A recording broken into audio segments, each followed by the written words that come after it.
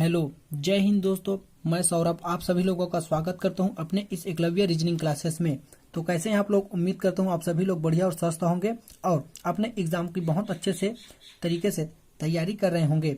तो आज आपके बीच में जैसे कि हर रोज की तरह रीजनिंग के क्लासेस में लेकर आ गया हूँ, तो हमारे साथ में जल्दी से फटाफट जुड़ जाइएगा लाइव और पढ़िएगा हमारे साथ में रीजनिंग के क्लासेस, और अपने दोस्तों को शेयर कीजिए दोस्तों, और अपने दोस्तों को और बुलाइएगा ताकि वो लोग भी अपने एग्जामों की तैयारी बड़े अच्छे तरीके से कर सके। तो चलिए स्टार्ट करते हैं अपने प्रश्न की ओर। तो आपकी स्क्रीन पर देखिएगा, पहला क्वेश्चन है, यहां पर दिया है यदि 7 गुणा 5 बराबर, एक मिनट दोस्तों, यहां पर थोड़ा सा मिस्टेक है। तो जी हाँ देखिएगा, 7 गुणा 5 बराबर यहां पर 8 लिखा है, ये रोमन नंबर है दोस्तों। 5 गुणा 6 बराबर 3 लिखा है और 5 गुणा 3 बराबर यहाँ पर 6 लिखे हैं। तो 9 गुणा 4 को क्या लिखेंगे? यहाँ पर देखिएगा हम लोगों को क्या लिखा है, जैसे कि हम लोगों को दिया, यहाँ पर देखिएगा दोस्तों 7 गुणा 5, 7 गुणा जब 5 करेंगे तो यहाँ पर 35 होगा, और 35 को यहाँ पर 3 + 5 किया है तो ये 8 हुआ है। तो ये रोमन नंबर में ऐसे लिखा जाता है 8 को दोस्तों। रोमन नंबर आप लोगों को याद रखना होगा। रोमन नंबर बहुत ही आसान होते हैं, कोई बड़ा भारी बात नहीं है। तो देखिएगा दूसरे में क्या है, 5 गुणा 6 किया, 5 गुणा 6 करेंगे तो यहाँ पर क्या होगा, 5 छक्के 30 होगा, और 30 में क्या किया है, 3 + 0 किया है। 3 + 0 करेंगे तो यहाँ पर 3 में क्या लिखेंगे, मतलब कि 3 आएगा। तो 3 को क्या लिखा है, ये रोमन नंबर में 3 लाइन लिख दिया है। फिर अगला में क्या किया, देखिएगा 5 गुणा 3 करेंगे, 5 3 करेंगे तो 5 दिया 15, 15 को क्या किया है, 1 + 5 करेंगे, 1 + 5 करेंगे तो 6 आएगा। 6 को क्या लिखा है, VI, मतलब कि ये 6 होता है रोमन नंबर में। तो अगला में हम लोग भी वैसे कर लेते हैं, 9 गुणा 4 करेंगे, 9 गुणा 4 करेंगे तो 9 चौक 36, 36 को क्या लिखेंगे, 3 + 6 करेंगे, 3 + 6 कितना होता है, 9। अब 9 को कैसे लिखना है, रोमन नंबर में 9 को लिखते हैं दोस्तों यहाँ पर I और X, IX होता है रोमन नंबर में, ये होता है। तो Roman number option number A इसका बिल्कुल राइट आंसर होगा, IX। चलिए नेक्स्ट क्वेश्चन की ओर बढ़ते हैं। कल की क्लास में मैं रोमन नंबर का भी एक लाऊंगा दोस्तों प्रश्न, जो आप लोगों को बहुत ही आसानी तरीके से मैं बता दूंगा। चलिए नेक्स्ट क्वेश्चन की ओर बढ़ते हैं। प्रश्न 2 है, देखिएगा दोस्तों, यहाँ पर नीचे दिए गए वर्ग में प्रश्नवाचक के स्थान पर क्या अंक आएगा। यहाँ पर एक वर्ग दिया है, मतलब वर्ग नहीं है दोस्तों, ये एक सिंबल है, उसमें यहाँ पर क्वेश्चन मार्क है, इसमें क्या होगा। तो देखिएगा इसमें क्या कर रहा है, 8 और 6 को यहाँ पर 8 गुणा 6 किया, 8 गुणा 6 करेंगे तो यहाँ पर 48 होगा, और 48 में ये -9 किया है, -9 करेंगे तो क्या आएगा, 39 आ रहा है। फिर अगला में क्या किया है, 9 गुणा 7 किया है, 9 गुणा 7 करेंगे तो 9 7 63 होता है, और 63 में कितना माइनस किया है, 11 माइनस किया है दोस्तों। यहाँ पर देखिए ये 11 माइनस करे हैं तो यहाँ पर क्या आएगा। तो अगला फिर देख लेते हैं, यहाँ पर 52 आया है। फिर देखिएगा दोस्तों यहाँ पर 9 गुणा 8 करेंगे, 9 गुणा 8 करेंगे, 9 गुणा 8 करेंगे तो क्या होगा, 9 8 72, 72 में कितना माइनस करना है हम लोगों को, जैसे कि देखिएगा यहाँ पर जो संख्या दे रहा है उसी संख्या को माइनस करते जा रहा है। तो यहाँ पर 59 आ रहा है, 59 में 72 में 59 को माइनस करके पहले देखना है, 72 में 59 को माइनस करेंगे तो क्या आएगा, यहाँ पर देखिएगा 3 आ गया, और फिर यहाँ पर 1 आया, 13, मतलब कि इसमें जो क्वेश्चन मार्क की जगह यहाँ पर 13 अगर होगा तो 59 आएगा। 72 में 13 को माइनस करेंगे तो 59 आएगा। तो ऑप्शन नंबर इसका सी बिल्कुल राइट आंसर होगा। पहले इन दोनों को गुणा किया है, फिर माइनस किया, फिर इन दोनों को गुणा किया, फिर 11 को माइनस किया, फिर इन दोनों को गुणा करके 59 लाने, मतलब कि 13 को जब घटाएंगे तभी 59 आएगा। उम्मीद करता हूँ यह प्रश्न आप लोगों को समझ में आया होगा। चलिए नेक्स्ट क्वेश्चन की ओर बढ़ते हैं।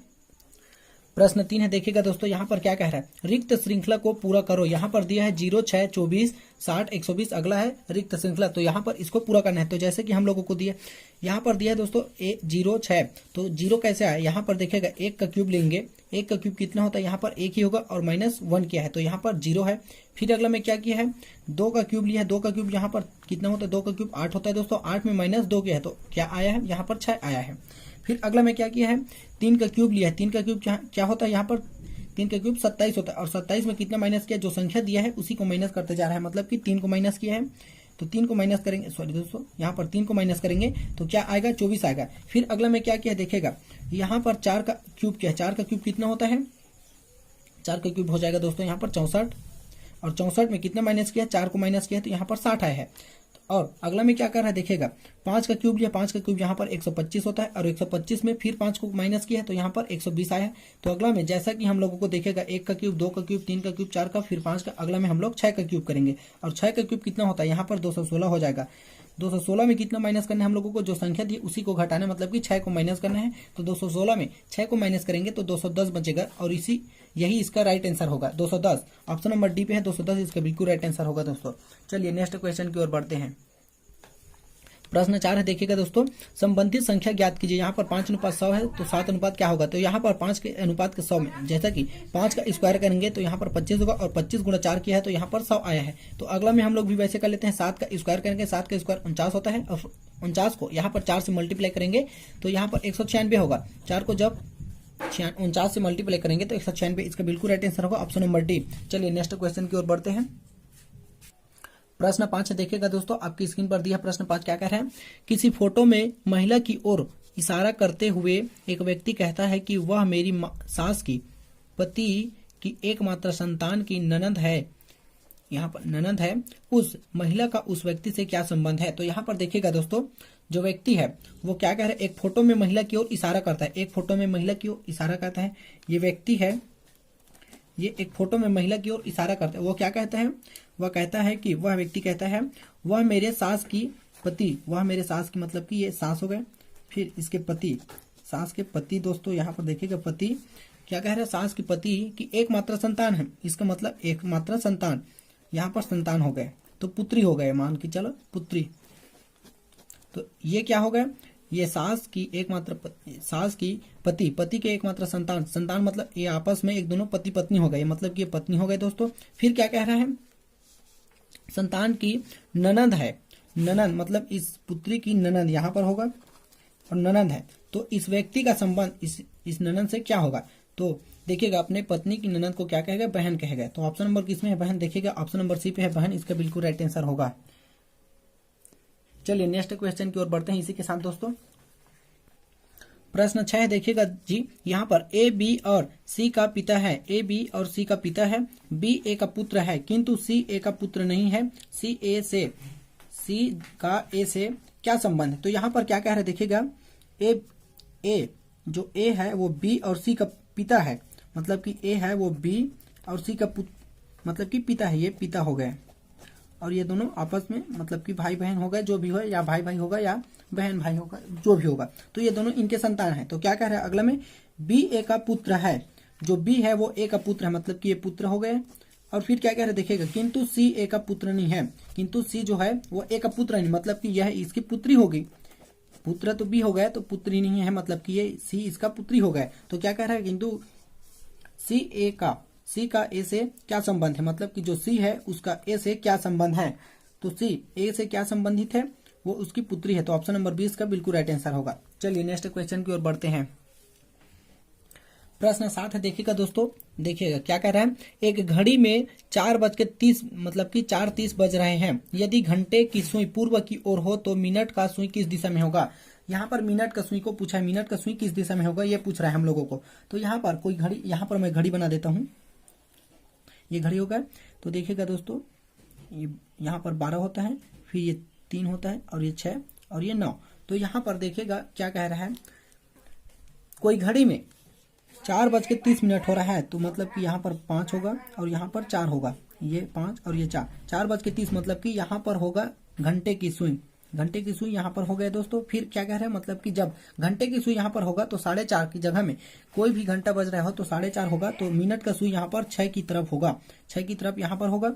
तो यहाँ पर 4:30 हो गया दोस्तों। फिर यहाँ पर उत्तर, ये दक्षिण, ये पूर्व और ये पश्चिम। तो क्या कह रहा है, यहाँ पर जो कह रहा है वो प्रश्न है, यदि घंटे की सुई पूर्व की ओर हो, मतलब कि ये घंटे की जो सुई है इसको पूर्व माना जाए, इसको पूर्व, तो अगला इसका अपोजिट क्या होगा, ये पश्चिम, ये होगा दोस्तों यहाँ पर पश्चिम। और फिर देखिएगा ये डायरेक्शन बना देता हूँ, ये देखो, ये पूर्व हो गए, घंटे की सुई पूर्व की दिशा में है तो ये पश्चिम हो गए। फिर ये क्या हो जाएगा, ये उत्तर हो जाएगा और ये दक्षिण हो जाएगा। तो क्या कह रहा है देखिएगा, जो मिनट का सुई है, मतलब कि ये मिनट का सुई है वो किस दिशा में है, मतलब कि दक्षिण पूर्व में है। ऑप्शन नंबर सी पे है दक्षिण पूर्व, इसका बिल्कुल राइट आंसर होगा। घंटे की सुई अगर पूर्व में है तो मिनट का सुई दक्षिण पूर्व में के बीच में होगा। चलिए नेक्स्ट क्वेश्चन की ओर बढ़ते हैं, आज का अंतिम प्रश्न की तरफ। प्रश्न 8 देखिएगा दोस्तों, एक लड़का एक लड़का उत्तर पूर्व की ओर 3 किलोमीटर चलता है, फिर 4 किलोमीटर दक्षिण पूर्व की ओर चलता है, आरंभिक स्थान से कितनी दूरी में है। तो देखिएगा एक लड़का जो है वो यहाँ पर है, वो क्या कह रहा है, ये डायरेक्शन बना देता हूँ पहले, उत्तर, ये दक्षिण, ये पूर्व, फिर ये पश्चिम। तो ये क्या कह रहा है, देखिएगा एक लड़का जो है वो उत्तर पूर्व की ओर 3 किलोमीटर चलता है, मतलब कि यहाँ से ऐसे चलेगा, 3 किलोमीटर चल गया। फिर क्या कह रहे हैं, चलने के बाद 4 किलोमीटर दक्षिण पूर्व में चलते हैं, मतलब कि दक्षिण पूर्व किस दिशा में, ये है दोस्तों, तो ये दक्षिण पूर्व में ऐसे आ गया, दक्षिण पूर्व में देखिएगा। फिर ये 4 किलोमीटर चल गए। उसके बाद क्या कह रहा है, दक्षिण पूर्व की ओर चलता है, आरंभिक स्थान से कितनी दूरी, मतलब कि ये इस दूरी को हम लोगों को पता लगाना है। तो ऐसा भी किसी भी सवाल में या परीक्षाओं में प्रश्न आप लोगों को दिखे तो पाइथागोरस प्रमेय से इसको हल करते हैं। तो देखिएगा पाइथागोरस प्रमेय में क्या होता है, ये जो 3 है वो 3 का स्क्वायर लेंगे, तो 3 का स्क्वायर 9, और ये 4 का स्क्वायर लेंगे, 4 का स्क्वायर हो जाएगा 16, और इन दोनों को आपस में जोड़ना है। तो इन दोनों को आपस में जोड़ेंगे तो 25 होगा, और 25 का अंडर रूट क्या होता है, 5 होता है।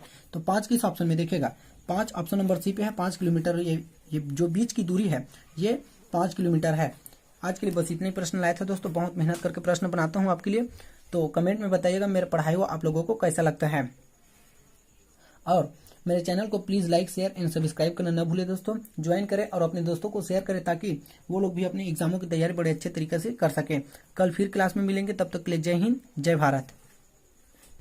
और एक बात दोस्तों, अगर इस क्लास का पीडीएफ चाहिए होगा तो नीचे डिस्क्रिप्शन में मैं टेलीग्राम का लिंक दे दिया हूँ, वहां से आप जाकर आसानी से डाउनलोड कर सकते हैं इस क्लास का पीडीएफ।